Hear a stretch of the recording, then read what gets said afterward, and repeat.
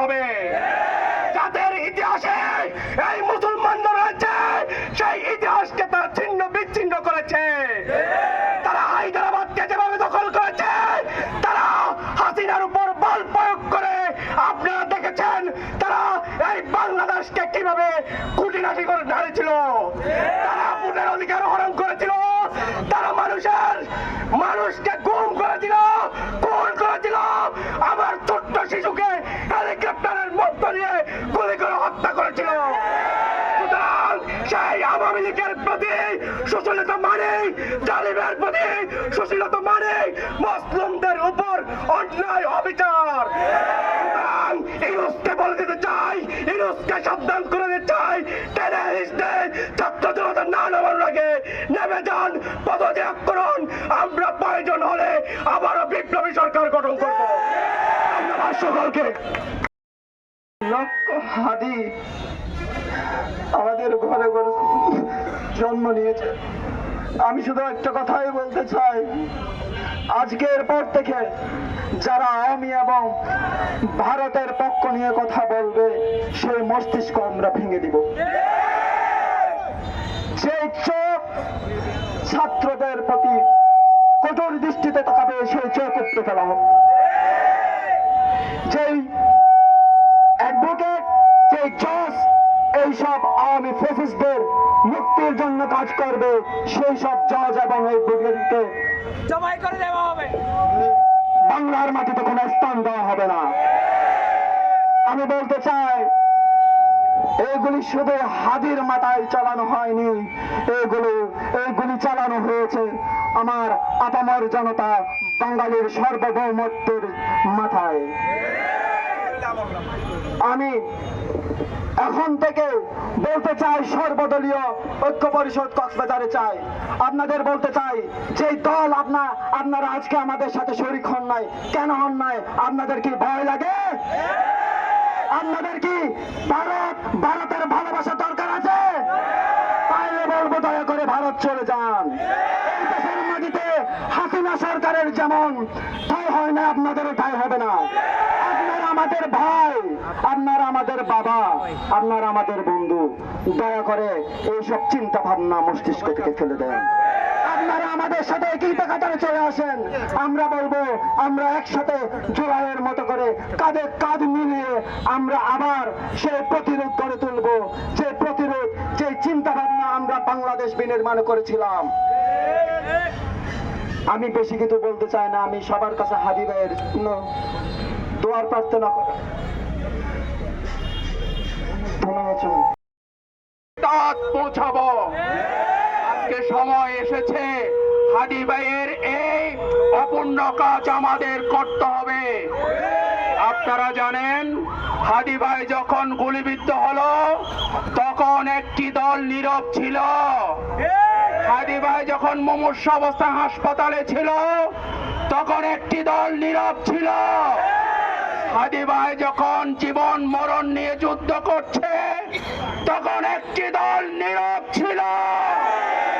তারা মনে করেছে এই নীরবতা তাদেরকে ক্ষমতায় নিয়ে যাবে। আপনারা ভুল পথে আছেন। এই নীরবতা আপনারা ডাস্টবিনে নিক্ষেপ হবেন। আপনারা এই জুলাইয়ের পক্ষে চলে আসুন। হাদি ভাই মরহুম প্রেসিডেন্ট জিয়া রহমানকে খুবই ভালোবাসতেন। তিনি বলেছিলেন, আমি তো জিয়া রহমানের মতো হাঁটতে পারি না, আমার পা ফুলে যায়, আমি পায়ে স্যান্ডেল পরতে পারি না, তবুও আমার হাঁটা আমার বন্ধ হবে না। আমি বাংলাদেশের ঘরে ঘরে গিয়ে আমি আমার ইনকালাবের, আমার ইনসাফের এই দাওয়াত আমি পৌঁছে দিব। সম্মানিত উপস্থিতি, আপনারা জানেন আমি হাদি ভাই বলেছিল আমি হাসতে হাসতে মৃত্যুবরণ করতে চাই। আমি বেহকি খাবার খেয়ে, হারাম খেয়ে আমার মোটা শরীর করে আমার কফিন বড় করতে চায় না। আমি যেভাবে আছি আমি সাদা সিধা অল্প পুঁজি হালাল খেয়ে আমি আমার কফিনে যেতে চাই, হাসতে হাসতে আল্লাহর কাছে যেতে চাই। আমাদেরকেও সেই হাদি হতে হবে, সেই ধৈর্য ধারণ করতে হবে। এখন আমাদের মূল অস্ত্র হচ্ছে ধৈর্য ধরা, ধৈর্য ধরা এবং ধৈর্য ধরাই ইনকলাব। বরং তারা জীবিত, কিন্তু তোমরা তা উপলব্ধি করতে পারো না। সংগ্রামী উপস্থিতি, সংগ্রামী জুলাই ছাত্র জনতা, আসসালামু আলাইকুম ওয়া রাহমাতুল্লাহি ওয়া বারাকাতুহু। এই ভূখণ্ডের স্বাধীনতাকামী মানুষ দীর্ঘদিন ধরে তাদের অন্যতম আশা ছিল এই ভূখণ্ড থেকে ভারতের আধিপত্যবাদ চিরদিনের জন্য নির্মূল হবে। 47-এ আমরা রক্ত দিয়েছি, 71-এও রক্ত দিয়েছি, 24-এর গণ অভ্যুত্থানে 2000-এর অধিক ছাত্র জনতা রক্ত দেওয়ার দুটা অন্যতম উদ্দেশ্য ছিল। এক নম্বর উদ্দেশ্য ছিল বাংলাদেশ থেকে ভারতের আধিপত্য চিরদিনের জন্য মুছে যাবে। দুই নম্বর উদ্দেশ্য ছিল এই বাংলাদেশ থেকে বাকশালী ফ্যাসিবাদী আওয়ামী লীগের চিহ্ন চিরদিনের জন্য মুছে যাবে। 24-এর গণ অভ্যুত্থানের পর এদেশের ছাত্র জনতা আইনানুগভাবে ফ্যাসিবাদী খুনি হাসিনা আওয়ামী লীগ ছাত্রলীগের খুনিদেরকে আইনের মাধ্যমে বিচারের আওতায় শাস্তি আমরা নিশ্চিত করতে চেয়েছিলাম, কিন্তু তারা উল্টো জুলাইয়ের গণ অভ্যুত্থানের সামনের সারির যোদ্ধাদেরকে একে একে গুলি করে হামলা করে তারা দুনিয়া থেকে নিশ্চিহ্ন করে দিতে চায়। আমরা দৃঢ়কণ্ঠে বলতে চাই, যদি তোমরা সোজা না হও, জুলাই যোদ্ধাদের উপর আক্রমণ এবং হত্যাকাণ্ড বন্ধ না করো, তাহলে জুলাইয়ের 2000 শহীদের বিনিময়ে 2 লক্ষ আওয়ামী ছাত্রলীগ নেতা কর্মীদের জান নেওয়া হবে।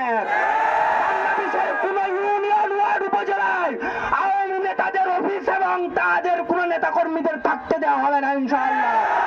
যতদিন না বাংলাদেশের মাটি থেকে বাংলাদেশের দুটো শত্রু চিরদিনের জন্য সম্পূর্ণরূপে উৎখাত না হবে, আমাদের ফ্যাসিবাদী ভারতের আগ্রাসন যতদিন না উৎখাত না হবে, আরেকটা আমাদের শত্রু হচ্ছে আমাদের আওয়ামী লীগের সেই চিহ্ন, আওয়ামী লীগের সেই আধিপত্যবাদ যতদিন না উৎখাত না হবে, ততদিন বাংলাদেশের ছাত্র জনতা জুলাই যোদ্ধাদের নিয়ে হাজি ভাইয়ের সেই আকাঙ্ক্ষাকে ধারণ করে, জুলাই গণ অভ্যুত্থানের যোদ্ধা এবং শহীদদের আকাঙ্ক্ষাকে ধারণ করে বাংলাদেশের প্রতিটা ঘর থেকে লক্ষ হাজি জন্ম নিবে। তবু ভারতের আধিপত্যবাদ এবং বাকশালী ফ্যাসিবাদকে দেশ থেকে মুক্ত করবে ইনশাআল্লাহ। আগামীর যে কোনো আন্দোলনে কক্সবাজারের ছাত্র সমাজকে জুলাইকে টিকিয়ে রাখবার জন্য, হাজি ভাইয়ের চেতনাকে টিকিয়ে রাখবার জন্য সকল আন্দোলন সংগ্রামে উপস্থিত হওয়ার জন্য উদাত্ত আহ্বান রেখে আমার কথা